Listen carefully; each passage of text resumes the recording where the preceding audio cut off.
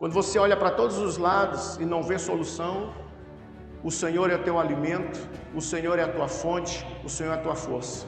Amém? O livro de Salmos, muitas vezes você vai ver Davi declarando: Senhor, tu és a minha força, a minha cidadela, o meu libertador, o meu rochedo. Sim ou não? Para cada adjetivo, para cada atributo que ele está vendo Deus e a manifestação de Deus na sua vida, é porque ele enxergava em si mesmo suas limitações e suas fraquezas. Eu e você só podemos reconhecer o poder de Deus quando entendemos as nossas limitações. Você está me ouvindo? Você e eu nunca vamos experimentar do poder da glória do Senhor se nós não reconhecermos a nossa pequenez. Você me entendeu? E o Quias quer dizer: Deus, Javé é a minha porção, é o meu alimento. Diga: Deus é o meu alimento. Como é que Jesus enfrentou no deserto a Satanás? Orando em mistério? Tendo visões? Como foi? Com a própria palavra. Se você não se alimenta da verdade, você não tem autoridade. Você me ouviu? Então imagina que nessa casa, nessa família, o seu pai chama-se Ilquias. Deus é minha porção, Deus é minha porção. Profeticamente, os judeus, os hebreus aqui, eles, os nomes, assim como o povo do Oriente, têm um significado profético. E quando você vê então qualquer pessoa, qualquer profeta, você tem que estudar inclusive a etimologia da palavra, a raiz daquele nome. Então, com certeza, Ilquias, Deus é minha porção, eu sou um dos pastores que nessa noite está sentado aos pés de Jesus, junto com o pastor Renato, com o pastor Augusto, com o pastor Marcos. Todos nós somos ovelhas do nosso bom pastor Jesus, amém? Todos nós estamos assentados aos pés do mestre Jesus, sim ou não? Então estamos nos alimentando dele. Nessa casa, Deus era a porção. E por ser a porção, olha, vamos ter um filho e nasceu, é um menino. Qual é o propósito que ele carrega? Deus tem um desígnio. Imagina, todos os dias o pai ativando e profetizando na vida dele. Você é homem, um homem de Deus. Você tem um desígnio de Deus. Você tem um propósito nessa terra para cumprir. Você me ouviu? Diferente de muitos lares em que eu e você fomos gerados, e nas lutas, nas dificuldades conjugais dos nossos pais, de muitos casamentos desfeitos, ou nem se casaram, por exemplo, ou em abandono de lar, nós não tivemos, inclusive, na nossa identidade, o sobrenome do pai. E então muitos lares não foram alimentados com a paternidade de Deus, não foram alimentados com integridade, e muitas vezes a criança crescendo num lar disfuncional, sem uma estrutura que pudesse nutrir de segurança, de proteção, de apoio, houve violência doméstica, houve abuso sexual, houve violência, ausência de necessidades básicas, não houve suprimento. E talvez os seus avós ou tios, ou o lugar onde você parou, você nunca teve um aconchego, um tapinha nas costas, dizendo: olha, vai dar certo, na sua vida tudo vai prosperar. Não, tu não vai ser coisa alguma, tu nasceu para ser um miserável, eu não sei nem por que você nasceu, você é um derrotado, você é um fracassado, você é um burro, você nunca vai aprender. Quantos xingamentos, quantas palavras difíceis de se escutar. Mas esse ambiente aqui, onde a gente está vendo o Ilquias alimentado por Deus, o Senhor, ele está profetizando naquele filho. Se você abrir a palavra, sem desmarcar esse texto, Tiago 1,18 vai dizer que pela palavra da verdade, pode ajudar aqui?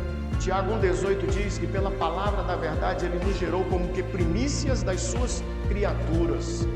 No Salmo 139, dos salmos mais fantásticos e poéticos, pode botar lá o Salmo 139, no verso 1, diga comigo: Senhor, tu me sondas, tu me conheces. Por favor, olha para o seu irmão e diga assim: o Senhor te sonda e o Senhor te conhece. Já imaginou isso? Senhor, tu me sondas, ou seja, você pode pagar de bom moço na frente de todo mundo. Na frente de todo mundo. Mas Deus, cujos olhos ninguém se esconde, Ele sabe e te conhece. O que a gente fez hoje, semana passada. Aí no verso 2 ele vai dizer: sabes quando me assento, quando me levanto, de longe penetras os meus pensamentos. 3. Esquadrinhas o meu andar, o meu deitar, e conheces todos os meus caminhos. Olha só, você veio lá de Viana, de Mirinzal, de Santa Helena, Santa Maria. Todo o trajeto que você veio, as canções que você botou lá, que você escutou, as coisas que você viu no celular, até chegar nesse ambiente, Deus sabe todos os teus pensamentos, todos os teus caminhos. 4.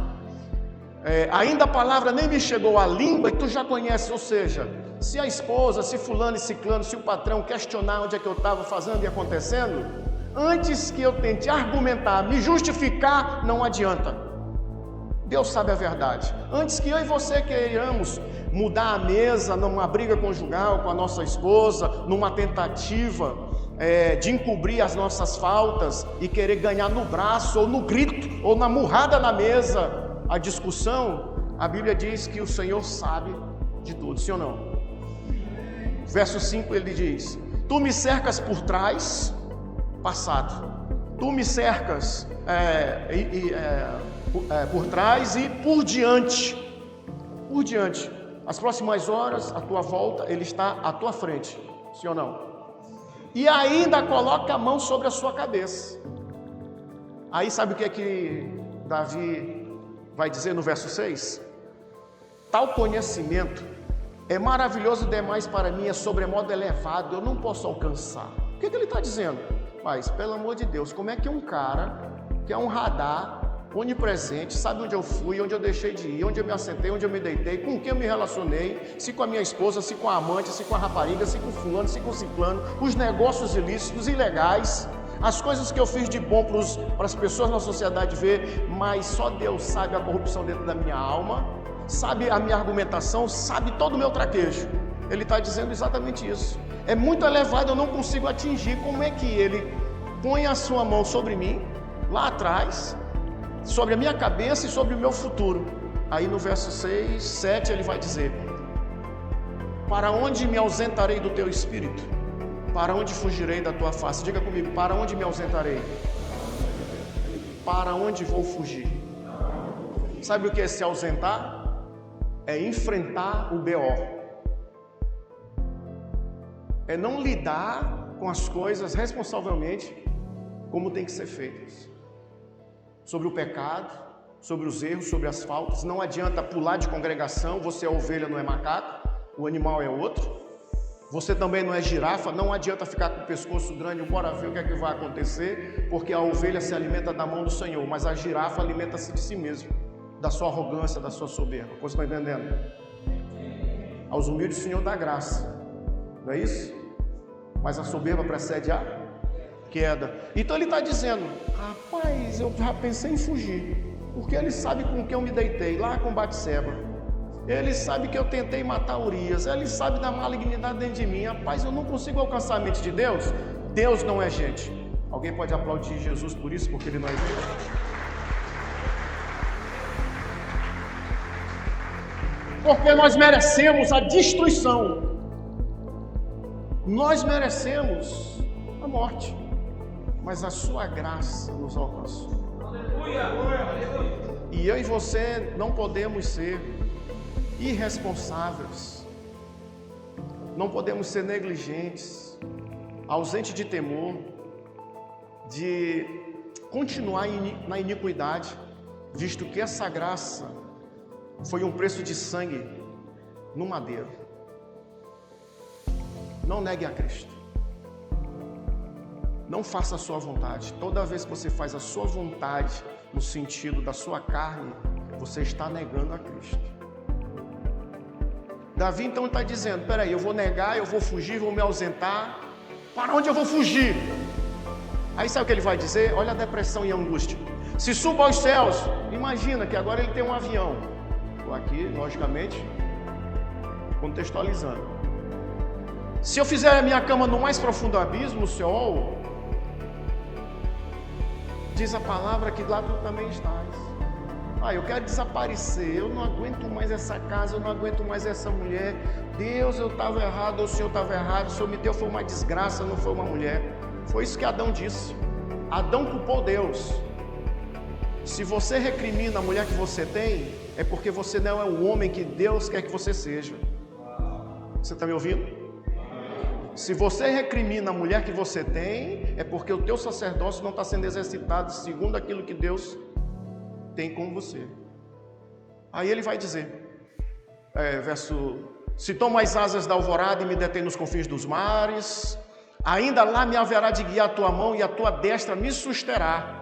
Verso 11, se eu digo as trevas com efeito me encobrirão, olha o tempo do verbo, porque não é apenas constrangimento, vergonha que as pessoas, que nós temos quando nós erramos,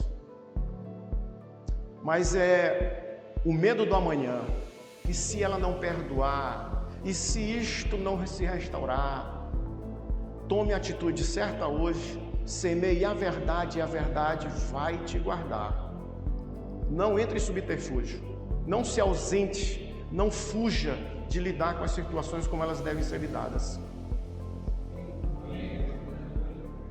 As trevas me encobrirão, com efeito a luz ao redor de mim se fará noite. Versículo 12, até as próprias trevas não te serão escuras, porque as trevas e luz são a mesma coisa. Aqui ele já está voltando ao bom tino, ao bom siso. E aí no verso 13 ele diz, pois tu formaste o meu interior, tu teceste no seio da minha mãe, graças te dou, visto que de um modo assombrosamente maravilhoso fui formado, e as tuas obras são admiráveis, e a minha alma, diga minha alma, centro das emoções, dos pensamentos, das vontades, e a minha alma sabe. Agora o que ele está dizendo? Eu estou entendendo que a tua graça é maior que a vida, eu estou entendendo que se há trevas, a tua luz invade as trevas. E aonde eu estiver, se eu me voltar para ti e não me ausentar da tua face, a tua mão vai me alcançar em qualquer buraco que eu imaginar e me meter, mas o Senhor continuará intercedendo para que eu volte para a tua presença. Talvez você está aqui nessa noite convidado por alguém, não queria estar aqui, de alguma maneira o Espírito do Senhor te trouxe, você está nessa noite aqui, porque o Espírito do Senhor traz a luz sobre a tua vida, para profetizar que a mão dele está sobre ti. Amém? Os meus ossos não te foram encobertos quando no oculto fui formado e entretecido nas profundezas da terra. Então esse texto vai dizer dessa gestação da novidade no espírito de Davi para as coisas novas, porque ele estava precisando realmente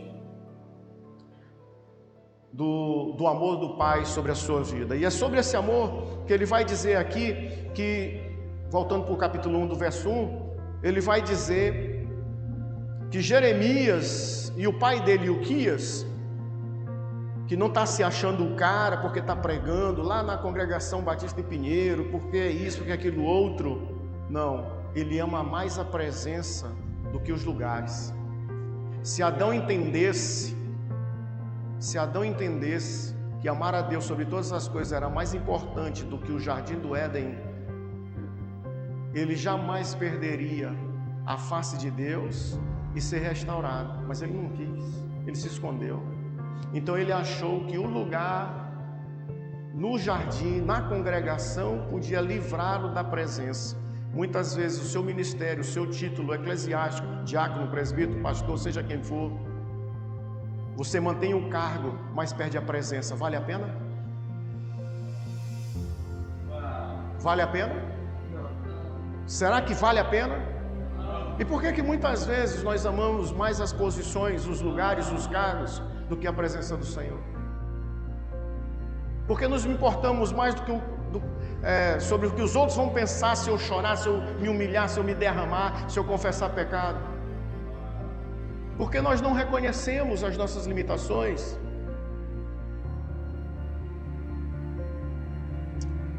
Essas pessoas moravam num lugar chamado Anatote, diga Anatote. Olha só, profeticamente num versículo, Jeremias, Deus designa, porque foi alimentado o Javé que é a minha porção. O pai Ilquias está alimentando. Anatote quer dizer respostas às orações. No original, a palavra anatote quer dizer respostas às orações. É um povoado distante do grande centro. É um povoado onde os sacerdotes habitavam. Você está me ouvindo? Mas esse texto diz que era um lugar onde as pessoas buscavam ter respostas com Deus. Ou seja, o que ele está me dizendo? Que se você tem uma promessa de Deus, uma palavra de Deus sobre a tua vida, sobre a tua casa, sobre o teu destino, mas você não alimentar em oração, não regar aos pés do Senhor, você pode se perder na caminhada. Muitos de nós temos uma promessa, temos um desígnio e um propósito. Uma coisa é você ter a promessa, outra coisa é você ter o kairos, ou seja, a manifestação do cumprimento da promessa. São duas coisas distintas. E muitas vezes, por conhecer uma promessa, ter uma profecia, nós engendramos no braço, e não em oração e dependência diante de Deus, um resultado que só podemos alcançar pelo Espírito do Senhor. Mas então por que o Senhor está falando dessas coisas nessa noite? Porque veja bem, Deus quer trazer alinhamento, Deus quer trazer correção, Deus quer trazer a sua luz para confrontar os nossos corações, não para destruição, muito pelo contrário. Mas que a gente tenha cada dia mais a imagem e a semelhança de Cristo Jesus. Você está me ouvindo? Agora, presta atenção numa coisa. Escute aqui, ó. Será que com todo o esforço da sua liderança, do pastor Renato, dos irmãos que geraram no meio da semana, que te trouxeram para cá, o teu próprio esforço, será que a nossa transformação ela é por força e por violência? Ela é simplesmente porque alguém está dizendo a respeito do certo, das coisas que eu estou fazendo errado? Você já viu realmente as pessoas serem transformadas simplesmente porque alguém, um pastor, está dizendo para ele o que ele tem que fazer? Não existe isso. As pessoas elas podem encobrir, se exercitando num padrão social para mostrar para terceiros que elas são pessoas dignas na sociedade. Mas só Deus conhece a desgraça da alma do ser humano. Vestido, bem defumado, mas com coração corrupto.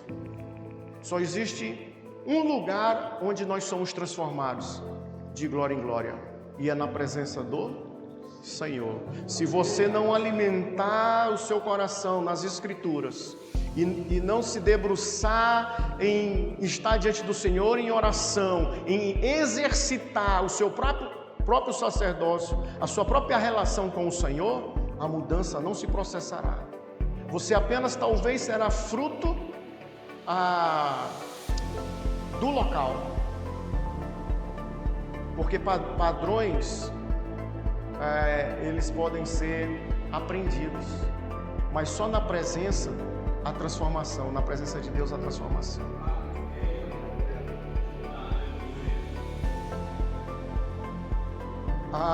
Essa terra de Anatote, ela ficava na terra de quem? Aí na sua Bíblia? Na terra de quem? Benjamim é filho de quem? De quem, irmãos? De Jacó com Dona Raquel. Não é que Jacó fosse analfabeto, não é? Ele amava Raquel e não Lia, porque Lia era outra mulher, era a filha mais velha de Labão. Então ele amava Raquel, mas não amava Lia. Não é que ele não lesse. Mas presta atenção numa coisa. Raquel roubou os ídolos do lar. Não vou entrar no mérito, mas isso era o direito de propriedade. Por isso ela arrastou consigo.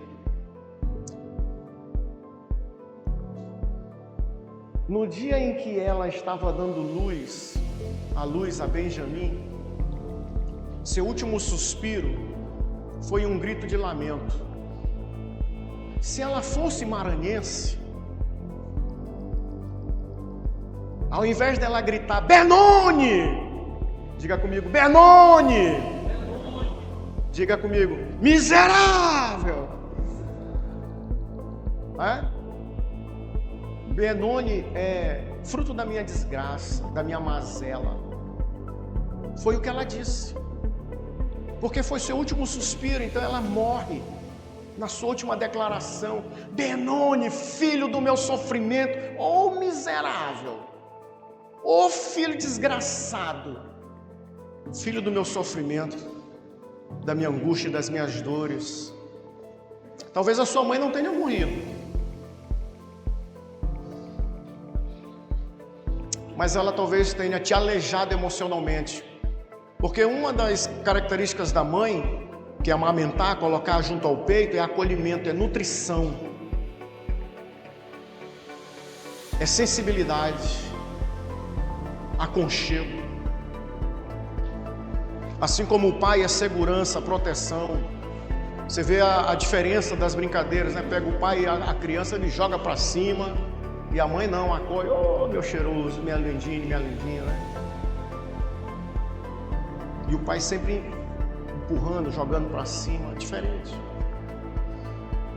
Mas no caso aqui desse território, imagina que Jeremias, que tem um desígnio da parte do Senhor, sendo alimentado na palavra pela porção que é Javé, o nome Ilquias, na cidade de Anatote, onde Deus traz resposta à oração àquele que vai à sua presença, ele tem também uma encruzilhada na vida, assim como eu e você, uma crise.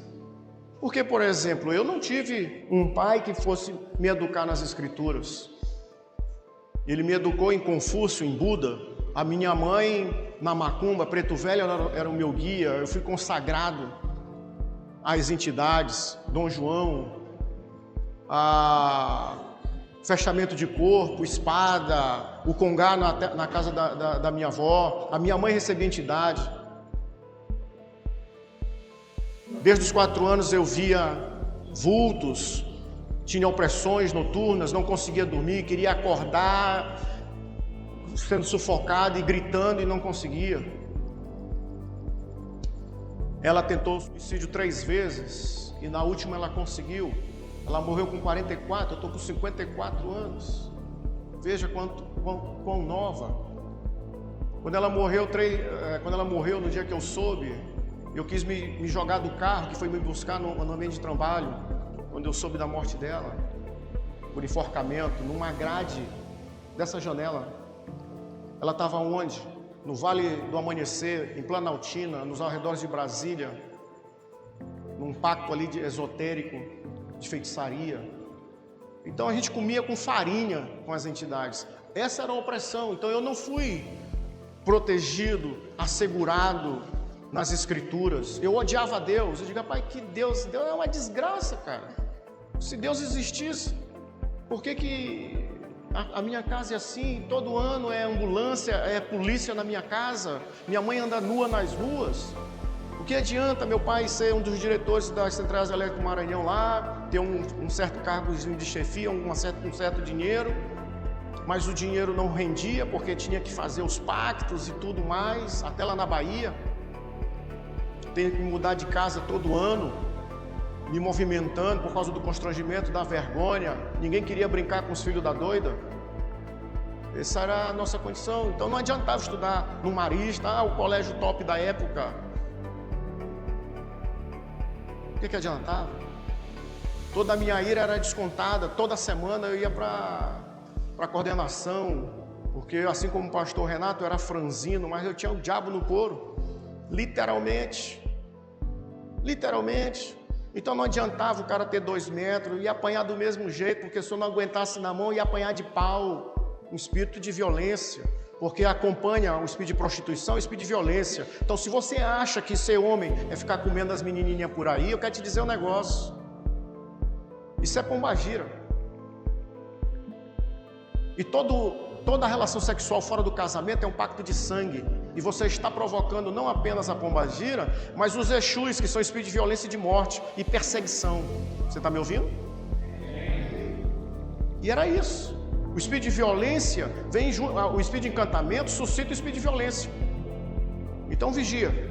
Porque se tu passa na rua e tu acha que as mulheres estão fazendo psiu para você, eu quero te dizer que há uma opressão miserável sobre a tua vida, como tinha sobre a minha. Você acha normal o cara dar 9, 10 numa noite? de estar no lugar e as mulheres quererem estar com você. A minha esposa, por discernimento de Deus, David, dizia: meu filho, meu marido, tu não era bonito, tu era oprimido. E não é verdade, é real.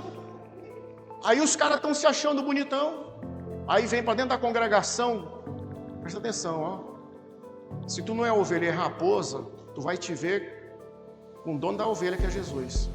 Foi isso que Deus falou comigo. Eu me converti e fui para a congregação. Eu fiz um rastro dentro da congregação. Em 6, 8 meses eu já estava com, sei lá, a quinta menina que estava lá em cima se relacionando. Sabe o que Deus falou comigo? Ele puxou minha orelha e disse assim: caba safado, elas têm dono, elas têm pai, elas têm Senhor. Tu decide se tu é ovelha ou se tu é raposa. Tu decide. Tu vai ser ovelha ou tu vai ser raposa? Vocês estão entendendo? Não mexe com a serva do Senhor. Não defraude. Não seduza, não encante.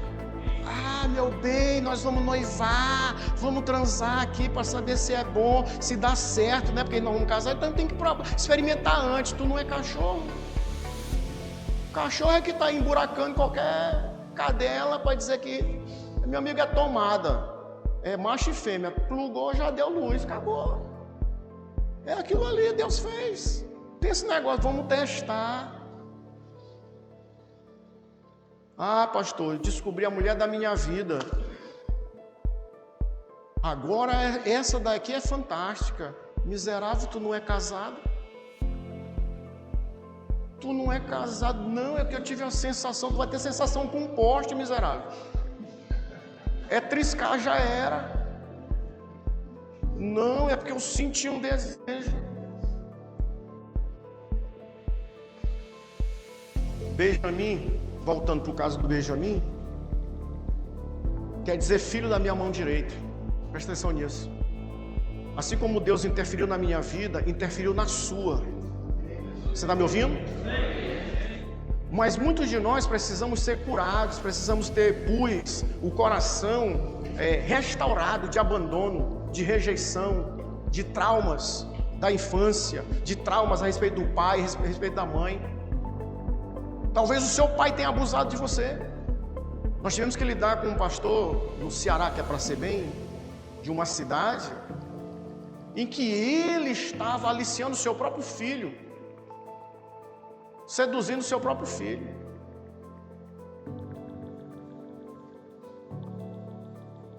Presta atenção numa coisa. Deus tem um propósito com você e você precisa checar tuas emoções. Deixa Deus trazer luz a respeito de situações que talvez você nunca conversou com ninguém e você tem vergonha. Talvez o receio que você tem de alguém saber do seu passado, a dificuldade que você tem de falar sobre as coisas que te aconteceram, Deus queira derramar um bálsamo para que isso vire um testemunho glorioso. Você está me ouvindo?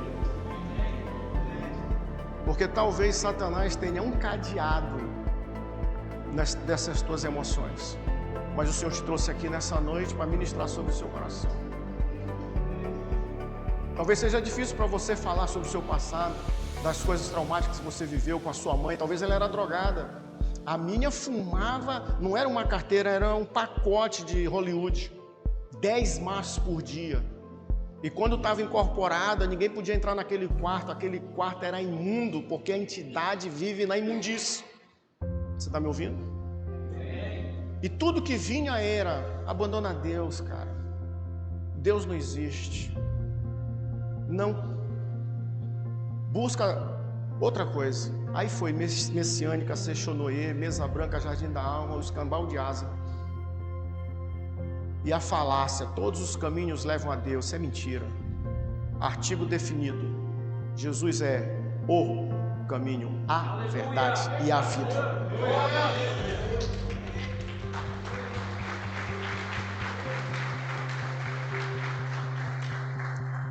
Pensando nisso, eu quero desfrutar da vida de Deus. Jesus é o quê? Presta atenção, para você nunca mais esquecer disso. Jesus é o caminho. Ele é a verdade e a vida. 3 situações. Primeiro, se você não declinar da maldade do caminho que você está vivendo e andar no caminho do Senhor, tu nunca vai encarar a vida que Deus tem para ti. Tudo começa com uma decisão de renunciar, de rejeitar os maus caminhos, os caminhos de Benoni, de aceitar as acusações da tua mãe, da tua avó, da tua tia, da tua professora, dizendo que você é burro, nunca vai aprender, nunca vai ter sucesso, que você é o incapaz da tua casa, que você é o coitado do teu lar. E até hoje você fica se comparando com o seu irmão, que ele tem uma faculdade e você não tem. Vocês estão entendendo? Quando Jesus é o caminho, você tem que deixar Ele tirar esse puro da tua alma, essas dores. Senhor, Tu és o caminho. Ah, Senhor, mas eu não enxergo, eu não vejo, eu não sei. Ele vai te dar placas. O que são as placas? É a palavra. Você tem que ser alimentado da verdade. Sim ou não? Então, se apenas você se satisfaz com um congresso, com uma reunião dessa, mas não tem o seu devocional, a sua vida diária com a palavra do Senhor, está complicado. Então, Jesus, Ele é o caminho. Decidi entregar o meu caminho de fato ao Senhor. Estou no caminho dEle. Porque se você estiver bem aqui dizendo, Deus, onde Tu estás que Tu não me responde? Essa era a minha revolta. Deus, onde Tu estás que Tu não me responde? É claro que Ele não ia responder. Por quê? Porque eu não decidi pelo caminho dEle. Você está me ouvindo? Essa é a verdade. Você precisa decidir entregar o teu caminho ao Senhor, confiar nele e o mais Ele fará. Agora, como é que Ele vai fazer se você não se entregou? E o que é se entregar? É rejeitar o caminho da maldade e andar no caminho da verdade. Aí depois que vem a verdade, depois que vem o caminho, vem a verdade. Agora, você é homem de verdade? Porque a verdade, escudo e pavês que nos guarda, nos protege dos dados malignos, essa verdade nos desnuda. Essa verdade é a luz do Senhor. E você precisa ser réu confesso daquilo que você está praticando que não agrada ao Senhor. Alguém aqui não peca? Levanta a mão quem não peca. Nem o miserável do pregador dessa noite pode levantar a mão. Bendita seja a graça do Senhor que nos alcançou, sua misericórdia que se renova a cada manhã, que é o fato de nós não sermos consumidos. Vamos aplaudir o Senhor?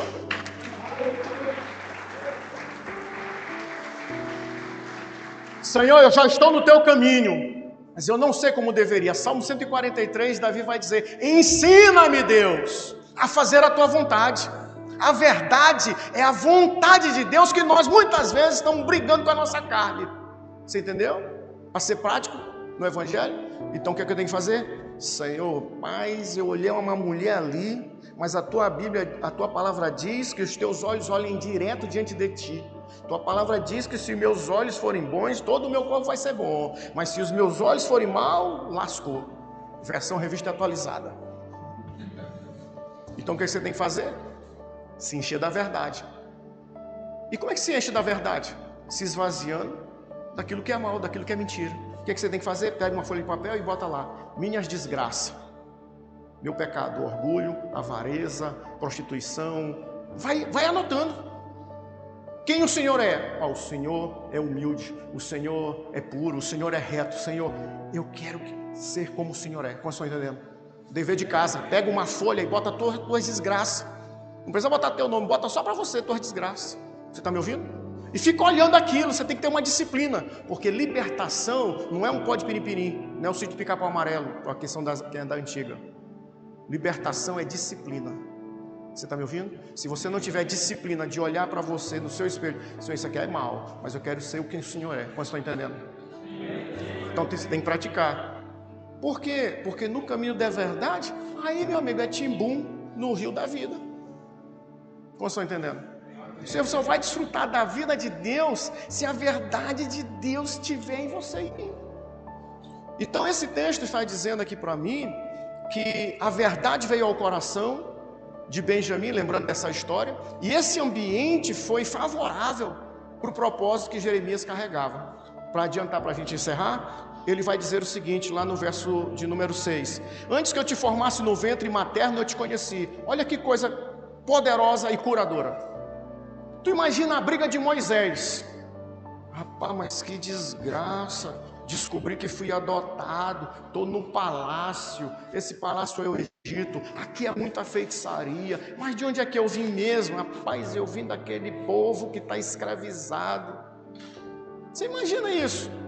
E para completar, eu sou gago. Talvez no divã de Deus, na psicologia, eu fiquei gago porque eu não podia gritar, porque havia matança dos primogênitos dos meninos. Então minha mãe, com certeza, aqui, alocubrando, ela teve que me abafar naquele cofre, me botar ali, para outra família cuidar. Talvez até hoje você tenha raiva e indignação da tua família, porque ela imaginou, eu não tenho como cuidar. Tu imagina, mãe, a família de Moisés? Quantos estão entendendo? Você está me entendendo? Quantos de nós? Quantas vezes eu tive que parar na casa dos meus primos, e para eles era o sanduíche completo na Deodoro. Para mim era metade e eu com o meu irmão outra metade. Eles faziam as besteiras dele, mas quem ia para o joelho no coisa de milho, quem era? O filho da doida. Era eu. Aí a doida de justiça, aquela... Como você está entendendo? Então presta atenção numa coisa. Presta atenção para você não esquecer. Que isso seja um bálsamo e um rema no teu espírito, como foi para mim. E eu ficava indignado. Por que o Senhor me botou nessa família tão miserável? E a resposta é a seguinte: tua casa e tua linhagem sempre fui em direção a eles, mas eles procuraram deuses e entidades. E com toda a opressão, com toda a tua amargura, você se achegou a mim porque eu continuei me achegando à tua família. Mas só você correspondeu. Talvez Deus esteja inclusive te explicando por que a briga é tão grande com você. Porque talvez você tenha sido o primeiro a ser salvo na tua família. Você está me ouvindo? E por que isso? Porque você carrega uma promessa: aquele que crê no Senhor será salvo, tu e a tua casa. Você pode aplaudir. Então, o que eu estou lhe dizendo é que há opressões dessa noite, que se você confessá-las diante do Senhor, não apenas Deus virá sobre a sua vida, mas você é chave para a salvação na tua casa, na tua linhagem. Você está me ouvindo? Na tenda do justo há jubiloso cântico de vitória e salvação. Então ele está te dizendo assim: olha, ei Moisés, deixa eu te responder. Eu te coloquei no ventre da tua mãe, foi eu que quis. Tu foste adotado por pressão e circunstância adversa, porque os próprios hebreus, o próprio meu povo não me buscava. E eu te fiz entender a estrutura de um sistema que vou te dar graça para você destronar em meu nome. Cara, que coisa fantástica. Você está me ouvindo? Então, por exemplo, eu tenho lidado com pessoas que foram afetadas na sua mente com espírito de loucura, como a minha mãe, porque esse espírito veio contra a minha vida. Porque aqueles que lidam com a feitiçaria, você sabe disso. Quantos vieram da feitiçaria aqui? Há uma declaração: se você sair, você morre. Sai aleijado, sai quebrado, sai em falência, sim ou não? As entidades declaram isso: visitam insônia, oprime, diz que você nunca vai se livrar deles. É isso que eles falam. Mas sabe o que Deus fez? Me deu a honra e o louvor de entrar no congá da minha avó, ela entregar a sua vida para Jesus, e nós destruímos e confessamos os pecados dos pactos que ela fez em relação à nossa casa. Aplaude o Senhor por isso.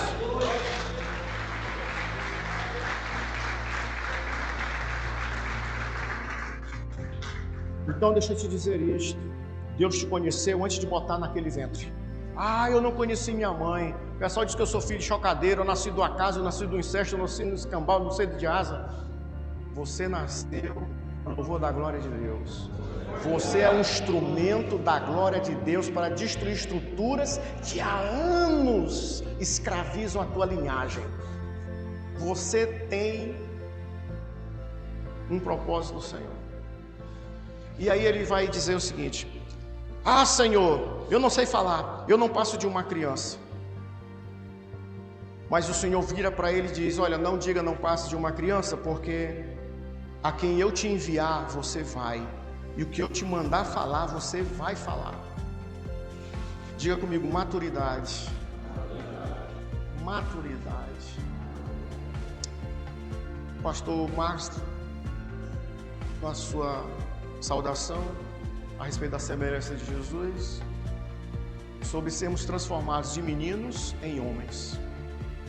Não há, escuta o que eu vou lhe dizer, como alcançar a maturidade. Você pode crescer, você pode levantar um edifício, mas se não tiver estruturado e fundamentado para baixo na rocha, isso vai desabar. Nem todo que cresceu amadureceu, mas todo aquele que amadureceu permaneceu pelas provas do deserto em qualquer circunstância. Você está me ouvindo? Você quer simplesmente crescer ou amadurecer? Você quer sair de menino para ser homem de Deus? Sabe o que você tem que fazer? Mapeia. Eu sou menino na relação conjugal. Eu sou menino nessa relação de trabalho, na relação de honestidade, nisso, naquilo outro. Senhor, tua palavra está lá, pega aí atrás, aí, ó, versículos sobre honestidade, sobre integridade, sobre prostituição. Pega o teu problema, está lá, está escrito na Bíblia. Faz um estudo, você entendeu? Senhor, fala comigo aqui, qual é essa desgraça aqui? A prostituição está lá em Provérbios. Ministra aqui ao meu coração, faça o seu dever de casa. Seja transformado pelas escrituras. Você está me ouvindo? Amadurecer significa que você obedece a palavra do Senhor. Provérbios vai nos declarar, acho que Provérbios 29 vai dizer o seguinte: que o homem que não dá ouvidos à lei, até a sua oração é abominável. Então tem muita gente que vem para a congregação, ora em línguas, esperneia, cai de poder, mas continua o mau caráter de sempre. Como é que a gente chama a pessoa para liderar? É porque veio para cá, declarou minhas palavras aqui, orou em línguas, teve visão, revelação? Não. O que tua mulher diz? Quem você é? Bora lá conversar com tua sogra, bora conversar no teu ambiente de trabalho. Se você chamar as pessoas que trabalham contigo, as pessoas que estudam com você, elas vão dizer: você é homem de Deus? Ou você é uma fraude? Quantas pessoas você trouxe para Cristo no ano passado? Quantas pessoas das suas relações você tem testemunhado de Jesus? Vocês estão entendendo? Sair da fralda, parar de ser menino e amadurecer é: Senhor, doravante eu obedeço, porque o Senhor é o meu caminho, a minha verdade e a minha vida. Doravante, Senhor, melhor te agradar do que a minha carne. Vamos ficar em pé, vamos orar, amém?